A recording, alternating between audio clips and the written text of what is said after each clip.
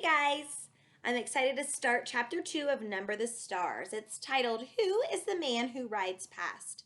Tell me a story, Anne-Marie, begged Kirsty as she snuggled beside her sister in the big bed they shared together. Tell me a fairy tale. Anne-Marie smiled and wrapped her arms around her little sister in the dark. All Danish children grew up familiar with fairy tales. Hans Christian Andersen, the most famous of the tale tellers, had been Danish himself. Do you want the one about the little mermaid? That one had always been Anne-Marie's own favorite. But Kirsty said no. Tell one that starts with a king and a queen and they have a beautiful daughter.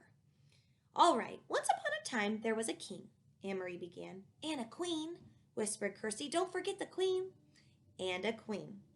They lived together in a wonderful palace, and was the palace named Alienborg? Kirsty asked sleepily. Shh, don't keep interrupting, or I'll never finish this story. No, it wasn't Amlienborg. It was a pretend palace. Anne-Marie talked on, making up a story of a king and queen and their beautiful daughter, Princess Kirsten.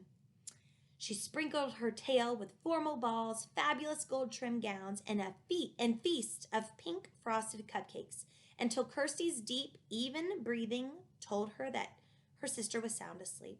She stopped, waited for a moment, half expecting Kirsty to murmur, "Then what happened?" But Kirsty was still. Anne-Marie's thoughts turned to the real king, Christian X, and the real palace, Amalienborg, where he had lived in the center of Copenhagen. How the people of Denmark loved King Christian. He was not like fairy tale kings who seemed to stand on balconies giving orders to subjects, or who sat on a golden throne demanding to be entertained and looking for suitable husbands for their daughters. King Christian was a real human being, a man with a serious and kind face. She had seen him often when she was younger. Each morning he had come from the palace on his horse, Jubilee, and ridden alone through the streets of Copenhagen, greeting his people. Sometimes, when Anne-Marie was a little girl, her older sister, Lise, had taken her to stand on the sidewalk so that she could wave to King Christian. Sometimes he had waved back to the two of them and smiled. "Now you are special forever," Lise had told her once, "because you have been greeted by a king." Anne-Marie turned her head on the pillow and stared through the partly opened curtains of the window into the dim September night. Thinking of Lise, her lovely sister, always made her sad. So she turned her thoughts again to the king, who was still alive, as Lise was not. She remembered a story that Papa had told her shortly after the war began, shortly after Denmark had surrendered and the soldiers had moved in overnight to take their places on the corners. One evening, Papa had told her that earlier he was on an errand near his office, standing on the corner waiting to cross the street, when King Christian came by on his morning ride.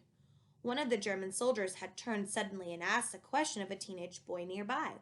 "Who is that man who rides past here every morning on his horse?" the German soldier had asked. Papa said he had smiled to himself, amused that the German soldier did not know. He listened while the boy answered. "He is our king," the boy told the soldier. "He is the king of Denmark." "Where is his bodyguard?" the soldier asked. "And do you know what the boy said?" Papa had asked Anne-Marie. She was sitting on his lap. She was little then, only 7 years old. She shook her head, waiting to hear the answer. The boy looked right at the soldier, and he said, "All of Denmark is his bodyguard." Anne-Marie had shivered. It sounded like a very brave answer. "Is it true, Papa?" she asked. "What the boy said?"